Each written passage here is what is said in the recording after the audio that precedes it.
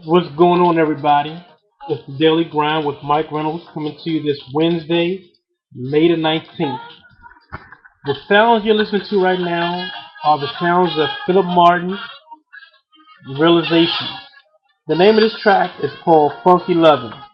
You gonna check, can you get that? Philip Martin, Realization. Very nice CD. Go pick it out. Let's support all of the independent music that is being played out here. So please support independent artists. Like I said, Philip Martin is a good saxophonist. Check him out, definitely. Okay, now I'm gonna get to the business at hand, right? Let me just rock for just a little bit, just a little bit. Okay, I lied. Okay, but okay. What we gonna talk about first? Let's start with the Wizards. The Washington Wizards won the NBA draft lottery last night for the right to pick up John Wall, the point guard from Kentucky. Now, I don't have a problem with that. The only problem I have with it is how are you going to have a lottery, but nobody sees the actual lottery? I mean, it's like they draw the ping pong balls out in the back room and then come out and announce who won. I don't think that that's right. I think that they should I think they should have it the way they do the real lottery.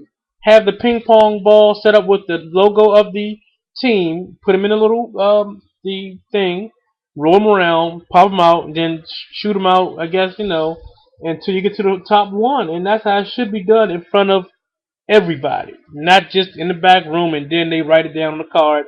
And the guy holds the card saying who won. I don't think that that's right, or that's it's just phony to me. I think that everything is rigged, but I do think that the Wizards deserved it. I mean, like I said, Abe Pollin owned the team for 45 years. He just died last November, and I think that with this new regime coming in with Ted Leonis, it's going to be good. He turned around the Washington Capitals, and I do believe that he'll turn around the Washington Wizards. I hope to go back to the red, white, and blue uniforms and just have Wizards on it. But I think they'll start to do good and progress from here on out. Um, Let me see. What else I want to talk about? That's about it, man. It's just the Wizards. And my question of the day to you guys. Let's see. The question of the day. I looked at a couple of YouTube videos recently, and I looked at I'm going Sweet Locks Taylor. I looked at her videos because I love some soul music, and she has some great videos and clips of videos on her YouTube channel that I looked at, and I came across one that she did of a vlog a while back, and it was about outgrowing your friends. And I'm like, wow, that was a really nice vlog, and it got me thinking. I said, when do you tell your friends, or how do you tell your friends, or when do you know that you've outgrown someone, or outgrown something? Period. Let's put it like that. I mean, because I have some friends too, man. Some childhood friends that I barely talk to now. I mean, our common interests are different now. Just like some people have kids, some people that don't have kids. How do you grow apart? Because I know some women that don't have kids and have all their girlfriends. Have like two or three kids, so they can't relate to none of the things that they're going through in their life, and they can't relate to her being, let's say, single and with no kids. So one or the other, may outgrow them. So it's a thing, like that. And I know, like with my friends, I have one buddy, man. He love him to death, but he plays John Madden like every day. I mean, like all day, every day. And I'm just not into that no more. I used to play Madden a lot, but I'm not into that. I'm into a couple other things, and just I seem to have outgrown them, but just a little bit, and it seems kind of awkward. I mean, it sounds kind of wow, but I mean, it's life. I mean, sometimes you may have a childhood friend. You just say, hey man, or somebody you just met, somebody at work. You can even outgrow your job. So that's the question of the day. When do you, or how do you know when you've outgrown something or someone? Like I said, post your comments. Let me know what you think about that, because like I said, I mean, as you get older, your interests change. You get a little more mature. Things like that.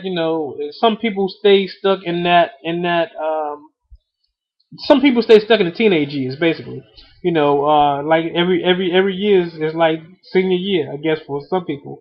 But let me just let me know, man. How do you tell somebody, or do you even? I mean, do you just not call as much? Do you not talk as frequently as you used to talk?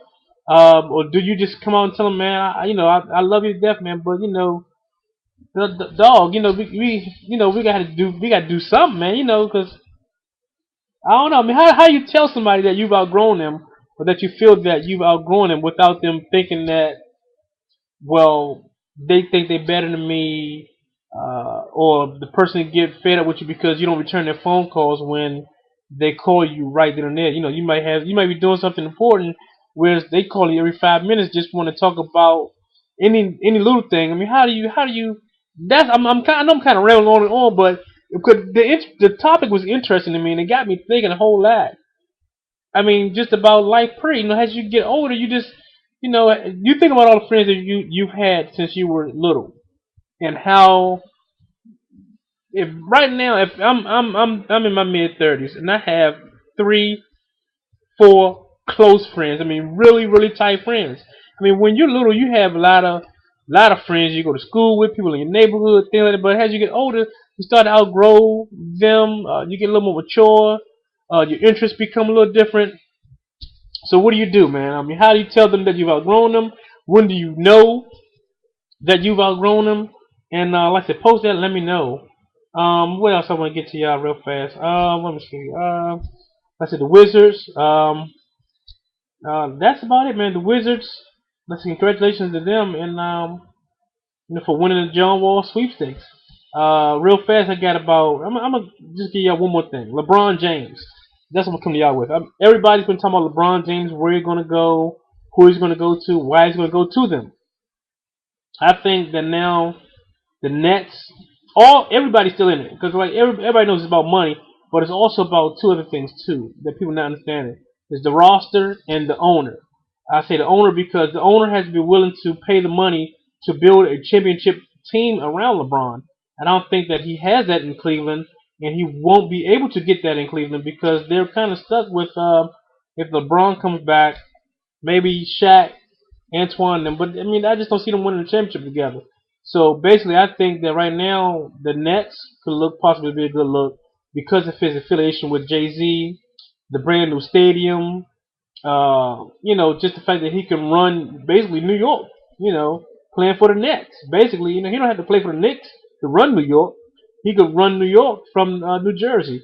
And also, a wild card will be the Washington Wizards. And I know y'all gonna look at me kind of crazy, but I'm telling you, new ownership, the fact that they got the number one pick, they got 2 picks in the first round.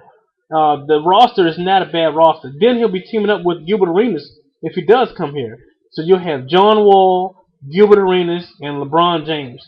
I know everybody's been talking about maybe the Wizards can land Carmelo Anthony in the future, Kevin Durant. But I think that they should go ahead and try to go for LeBron now. Like I said, they can pay him. They have the ability to get one max player, get LeBron, bring him in, pair him with John Wall, Gilbert Arenas, and that supporting cast. And like you got Mike Miller, like I said, and the rest of those guys. I don't know who they would trade or to get out of it. So I think the Wizards have a shot at landing LeBron. So that's a wild card. I'm just gonna throw that in there. But I'm out of here, y'all. Peace. Let me give y'all a little bit more of this Philip Martin before I get out of here. And get a little bit more of this Philip Martin. Okay, that is right there. So, y'all listen to that, rock out on that for a minute, and out of here.